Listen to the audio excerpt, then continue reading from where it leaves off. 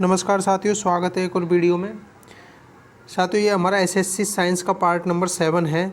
इस वीडियो में हम महत्वपूर्ण साइंस के प्रश्न करने वाले हैं। शुरू करते हैं पहले प्रश्न से। पहला प्रश्न है, शरीर में थायराइड ग्रंथि के क्या कार्य हैं? तो इसका सही उत्तर है उपरोक्त सभी ऑप्शन नंबर डी इसका सही उत्तर है। थायराइड ग्रंथि आंतरिक होमोस्टैसिस को नियंत्रित करता है, उपाप चयन को नियंत्रित करता है, श्वास और हृदय गति को भी नियंत्रित करती है थायराइड ग्रंथि। प्रश्न नंबर 2 है, किस दवा को चिंतारोधी दवा के रूप में प्रयोग किया जाता है? किस दवा को चिंतारोधी दवा के रूप में प्रयुक्त किया जाता है? तो इसका सही उत्तर ऑप्शन ए डायजेपेमम को चिंतारोधी दवा के रूप में प्रयुक्त किया जाता है। प्रश्न नंबर 3 है, सबसे अधिक प्रयोग किया जाने वाला व्यंजक कौन सा है? तो इसका सही उत्तर होगा क्लोरीन व्यंजक है जो सबसे अधिक प्रयोग में किया जाने वाला व्यंजक है। प्रश्न नंबर 4 है, किसी वस्तु के त्रिविमीय प्रतिरूप को अंकित करने की तकनीक क्या कहलाती है? तो इसका सही उत्तर होगा ऑप्शन सी हेलोग्राफी कहलाती है किसी वस्तु के त्रिविमीय प्रतिरूप को अंकित करने के लिए। प्रश्न नंबर 5 है, पित्त का स्रोत क्या है? तो इसका सही उत्तर होगा ऑप्शन डी यकृत पित्त का स्रोत होता है। यकृत पित्त का स्रोत है। प्रश्न नंबर 6 है, निम्नलिखित में से विटामिन ई का सबसे अच्छा स्रोत कौन सा है?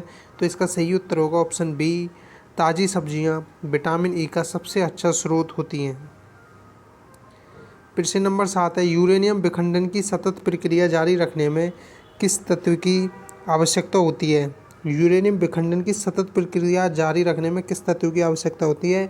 तो इसका सही उत्तर है ऑप्शन डी न्यूट्रॉन की आवश्यकता होती है।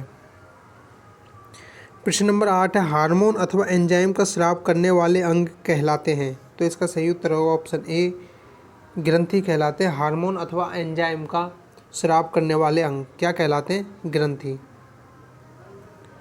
प्रश्न नंबर 9 है, मस्तिष्क का कौन सा हिस्सा सोचने, बुद्धिमानी, याददाश्त और सीखने की जैसी क्रियाओं को प्रेरित करता है? तो इसका उत्तर होगा ऑप्शन सी सेरेब्रम। प्रश्न नंबर 10 है, निम्न में से हमारे शरीर का सबसे दृढ़ अंग कौन सा है? तो इसका सही उत्तर होगा ऑप्शन बी दंत वल्क जो इनेमल होता है दंतों के ऊपर, वह सबसे दृढ़ अंग होता है, हमारे शरीर का दृढ़ अंग होता है। प्रश्न नंबर 11, आर्सेनिक की वजह से निम्न में से कौन सा रोग हो जाता है? तो इसका उत्तर होगा ऑप्शन सी ब्लैक फुट हो जाता है आर्सेनिक की वजह से। अगला प्रश्न है प्रश्न नंबर 12, ब्लू बेबी सिंड्रोम के लिए उत्तरदायी है? तो इसका सही उत्तर होगा नाइट्रोस्ट्रेटस ब्लू बेबी सिंड्रोम के लिए उत्तरदायी होता है। नाइट्रेटस ब्लू बेबी सिंड्रोम के लिए उत्तरदायी होता है।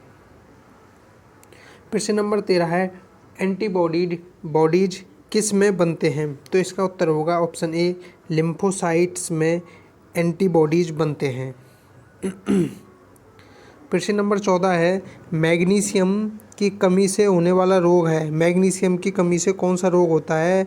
तो इसका सही उत्तर होगा ऑप्शन बी मार्स रोग मैग्नीशियम की कमी से होने वाला रोग है।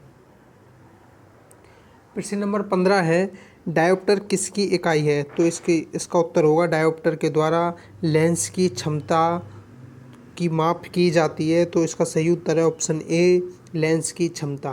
किस में मापी जाती है? डायोप्टर में। प्रश्न नंबर 16 है, कार में पीछे के यातायात के दृश्यावलोकन के लिए किस प्रकार के शीशे का प्रयोग किया जाता है? साइड वाले शीशे की बात नहीं हो रही है, कार के पीछे वाले शीशे की डिग्गी वाला जो शीशा होता है उसका प्रयोग किया जाता है, उसकी बात हो रही है उसमें होके। तो इसका उत्तर होगा उत्तल दर्पण जो ड्राइवर के और कंडक्टर की सीट के बीच में होता है, वो शीशा कौन सा होता है? तो यह उत्तल दर्पण होता है जो पीछे की ओर देखते हैं। प्रश्न नंबर 17 है, कौन सी तरंग शून्य में संचरण नहीं कर सकती हैं? तो इसका सही उत्तर होगा ऑप्शन बी ध्वनि तरंग शून्य में संचरण नहीं कर सकती हैं। प्रकाश तरंग कर सकती हैं, ऊष्मा तरंग करती हैं, प्रकाश तरंग और ऊष्मा तरंग करती हैं, जबकि ध्वनि तरंग शून्य में संचरण नहीं करती हैं। प्रश्न नंबर 18 है, स्टेथोस्कोप किस सिद्धांत का कार्य करता है? तो इसका सही उत्तर होगा ऑप्शन सी, ध्वनि का परिवर्तन सिद्धांत पर कार्य करता है स्टेथोस्कोप। प्रश्न नंबर 19 है, निम्नलिखित धातु युग्मों में से किस एक में क्रमशः सबसे हल्की धातु तथा सबसे भारी धातु है? तो इसका सही उत्तर होगा ऑप्शन बी, लिथियम सबसे हल्की धातु है जबकि ऑस्मियम सबसे भारी धातु है। तो ऑप्शन बी इसका सही उत्तर हो जाएगा, लिथियम और ऑस्मियम। प्रश्न नंबर 20 है, इनमें से व्यंजक की तरह कार्य करता है, कौन व्यंजक की तरह कार्य करता है? तो इसका उत्तर होगा ऑप्शन बी, क्लोरीन व्यंजक की तरह कार्य करता है, क्लोरीन। प्रश्न नंबर 21 है, लैमिनेरिया नामक शैवाल से क्या प्राप्त किया जाता है? तो इसका उत्तर होगा ऑप्शन डी, आयोडीन प्राप्त किया जाता है लैमिनेरिया नामक शैवाल से।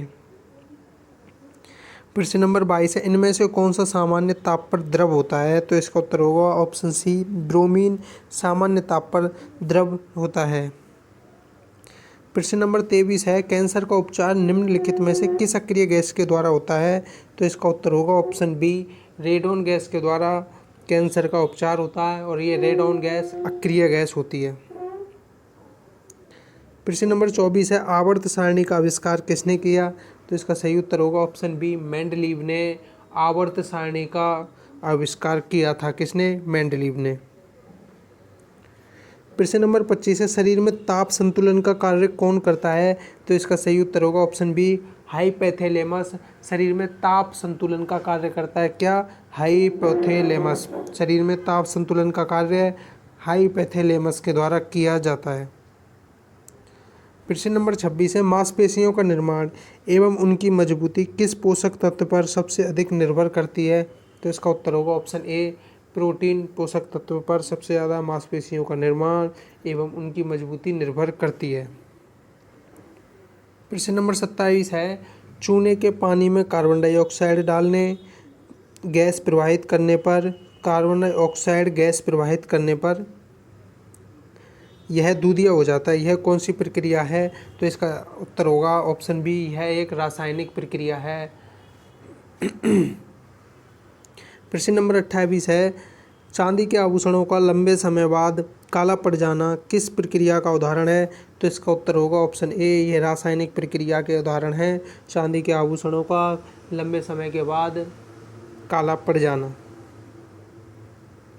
प्रश्न नंबर 29 है, उत्प्रेरक का प्रयोग किस अभिक्रिया के वेग में होता है? तो इसका उत्तर होगा ऑप्शन सी, परिवर्तन करने के लिए उत्प्रेरक का प्रयोग किया जाता है, कम या ज़्यादा घटाने के लिए और बढ़ाने के लिए। उसमें दोनों संबंध होते हैं क्योंकि घटाया भी जाता है, बढ़ाया भी जाता है, तो उत्प्रेरक का प्रयोग परिवर्तन करने के लिए किया जाता है।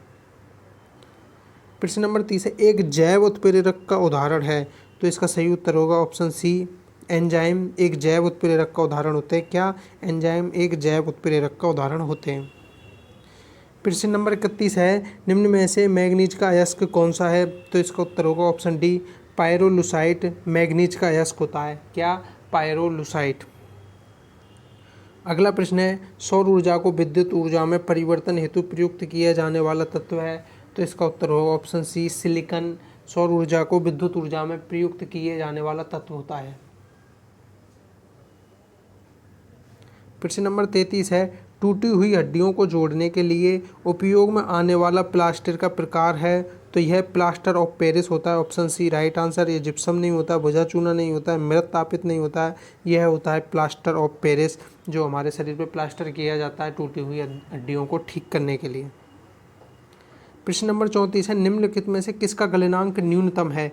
तो इसका उत्तर होगा ऑप्शन ए, गैलियम का गलनांक सबसे न्यूनतम होता है। निम्नलिखित किसका गलनांक न्यूनतम है? गैलियम का। प्रश्न नंबर 35 है, धातुओं के तार के रूप में किस गुण के कारण खींचा जा सकता है? धातुओं को तार के रूप में किस गुण के कारण? तो इसका उत्तर होगा ऑप्शन डी, तन्यता के गुण के कारण धातुओं के तार को खींचा जा सकता है। प्रश्न नंबर 36 है, निम्न में से कौन सी अधातु विद्युत की सुचालक है? तो इसका उत्तर होगा ग्रेफाइट। यह एक अधातु है और यह विद्युत की सुचालक होती है। ग्रेफाइट विद्युत की सुचालक होती है और यह अधातु है। प्रश्न नंबर 37 है, निम्नलिखित में से एल्यूमिनियम का अयस्क कौन सा है? तो इसका उत्तर होगा ऑप्शन बी बॉक्साइट एल्यूमिनियम का अयस्क होता है। उत्तर है इसका ऑप्शन बी बॉक्साइट। प्रश्न नंबर 38 है, निम्नलिखित में से लोहे का अयस्क नहीं है? तो इसका उत्तर होगा बॉक्साइट लोहे का अयस्क नहीं है। ये तीनों लोहे के प्रकार है, मैग्नेटाइट, सिडेराइट और हेमेटाइट, ये लोहा ही है, जबकि में बॉक्साइट लोहे का अयस्क नहीं है। प्रश्न नंबर 39 है, पायरोलुसाइट किसका अयस्क है? तो इसका उत्तर होगा ऑप्शन सी मैग्नीज का अयस्क होता है पायरोलुसाइट। किसका अयस्क होता है? मैग्नीज का पायरोलुसाइट। प्रश्न नंबर 40 है, गैलेना निम्न में से किस धातु का अयस्क है? तो इसका उत्तर होगा ऑप्शन ए लेड या सीसा का अयस्क होता है। गैलेना किस धातु का अयस्क है? लेड या सीसा। प्रश्न नंबर 41 है, यूरेनियम का प्रमुख अयस्क कौन सा है? तो इसका उत्तर होगा पिच ब्लेंड यूरेनियम का प्रमुख अयस्क है। यूरेनियम का प्रमुख अयस्क कौन सा है? Pitch blend. अगला प्रश्न है, स्थायी चुंबक किससे बनाया जाता है? तो इसका सही उत्तर होगा ऑप्शन डी इस्पात से स्थायी चुंबक बनाया जाता है। ऑप्शन डी इसका राइट आंसर है, इस्पात से। अगला प्रश्न है 43, निम्नलिखित में से कौन सा अयस्क पिग आयरन में मुख्य अशुद्धि के रूप में पाया जाता है? तो इसका उत्तर होगा ऑप्शन ए कार्बन में मुख्य अशुद्धि के रूप में पाया जाता है पिग आयरन में कार्बन। ये थे आज के प्रश्न।